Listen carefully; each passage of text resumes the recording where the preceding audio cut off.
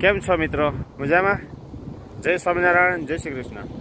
દોસ્તો, હું વિજય પટેલ સ્વાગત કરું છું Surat return village life in Gujarat ચેનલમાં. તો દોસ્તો, ફરીવાર સ્વાગત છે તમારા એક નવા વ્લોગમાં. અત્યારે આપણે અમારા ગામના જે હાઈવે રોડ નીકળ્યો ત્યાં આપણે પહોંચી ગયા છીએ. કારણ કે સુરત હેતલ ગઈ હતી, એક પરણનું કામ હતું ને એક મરણનું, એટલે બે પતી ગયા છે એટલે આવે છે અત્યારે. તો આપણે એને લેવા માટે રોડ ઉપર અહીંયા પહોંચી ગયા છે.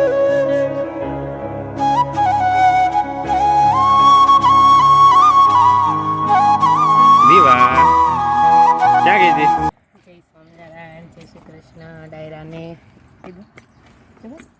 ફાઇનલી દોસ્તો વાગી ગયા છે બપોરને 3. આપ જઈ શકો છો. આપણે ઊભા છીએ અત્યારે આપણા વાડિયા ખડમાં. સાથે શાકભાજી પણ છે, મેથી, ધાણા, મરચાં, ટમેટા.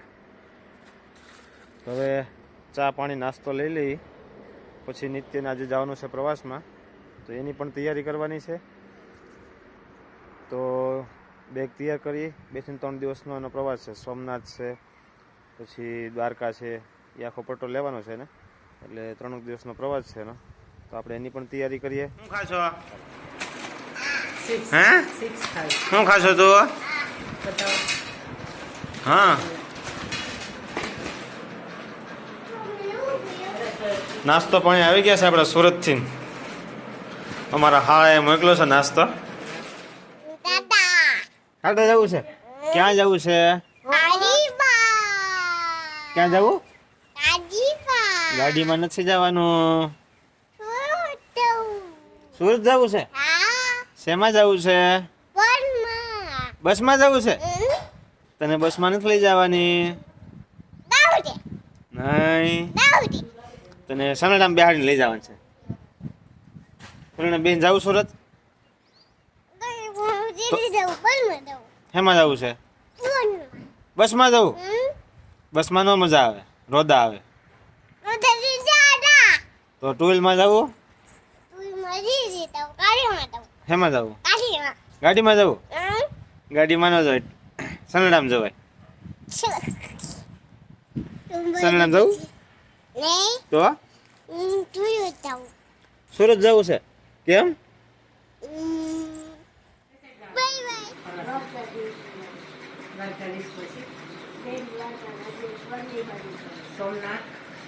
સોમનાથ પછી આપણે શું કહેવાય, આપણે પોરબંદર ને બધું કેમ થાય? કેટલું જવા હે? મજા આવશે. મમ્મી મૂકી જઈ જઈશ મમ્મીને. આઈને પણ લાઉડ નથી, મમ્મી લાઉડ નથી. ફાઇનલી દોસ્તો પ્રવાસની તૈયારી ચાલુ છે. નાસ્તો, નિત્યના કપડાં છે, સાથે અત્યારે થોડોક ઠંડીનો માહોલ છે એટલે ગરમ કપડાં પહેરી લઈ લેજો ને, તો હેરાન થઈ જાવ ટાઈટના.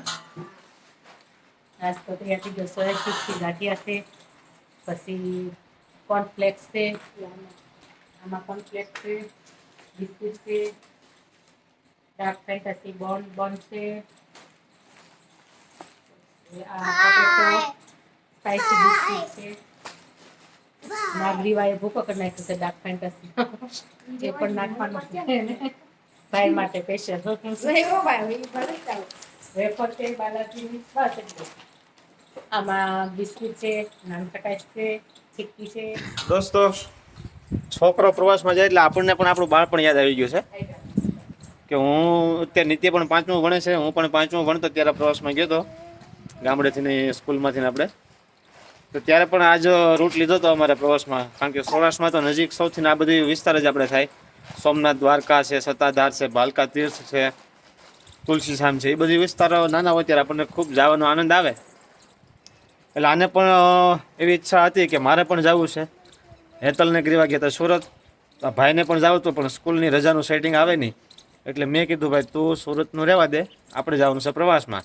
એટલે આપણે એક પ્રોમિસ આપ્યું હતું કે ભાઈ તું પ્રવાસમાં જાજે, એટલે આજે એનું પ્રોમિસ પૂરું કરવાનું છે. તો તૈયારી થઈ ગઈ છે. થોડી વારમાં આપણે લગભગ હજી 1.5 થી 2 કલાકનો ટાઈમ બાકી છે. અહીંથી ડાયરેક્ટ સ્કૂલે જવાનું છે આપણે એની. એ પહેલાં પણ થોડુંક આપણે ઘરનું કામ છે એ પતાવી દઈએ, પછી આપણે જઈશું એને સ્કૂલે. આપણે નાસ્તા પાણી કરી લીધા છે, એટલે માલને હવે થોડો ઘણો નાસ્તા પાણીનું કરી નાખીએ તો સારું પડે.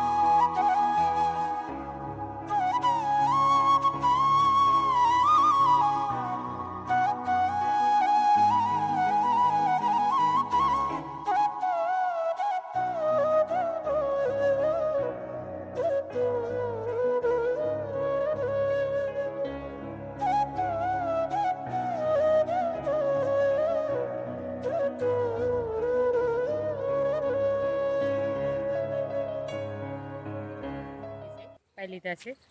હવે સુરત થયા હતા એટલે કપડાં બધા બાકી છે ધોવાના. આગળ એક મશીન કરી નાખાય અને પછી નિત્ય જવાનું છે પ્રવાસમાં, તો એની તૈયારી કરવાની છે. એને ખાવાની, પછી એને મૂકવા જવાનો છે, એની તૈયારી કરવાની છે. પછી રસોઈ કરવાની છે. શું તો આપણે હાલો, તમે તમારું કામ કરી રાખો, અમે અમારું કામ કરી રાખીએ.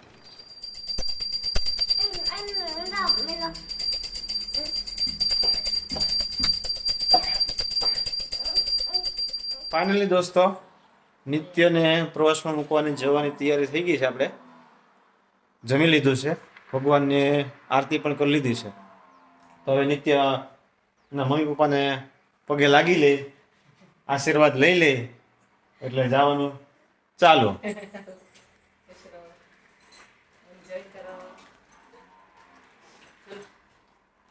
ચાલો તો તારે ક્યાં જવું છે? પ્રવાસમાં. તારે ક્યાં જવું છે? પ્રવાસમાં. હા, આમ જો જવું છે. પ્રવાસમાં ક્યાં જવું છે? ગ્રીવાને જવું છે, પણ કોઈ લઈ જતું નથી, કારણ કે હજી લાંબી ટૂરમાં તો તમે આવ્યા છો ગ્રીવા બેન. ક્યાં જાવ? સુરત જાવ? હાલ ભાઈ, ready? Happy journey. Happy journey. જય સ્વામિનારાયણ, જય Shri Krishna, Har Har Mahadev.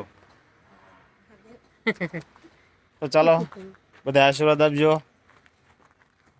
By bye. Tata Nitya.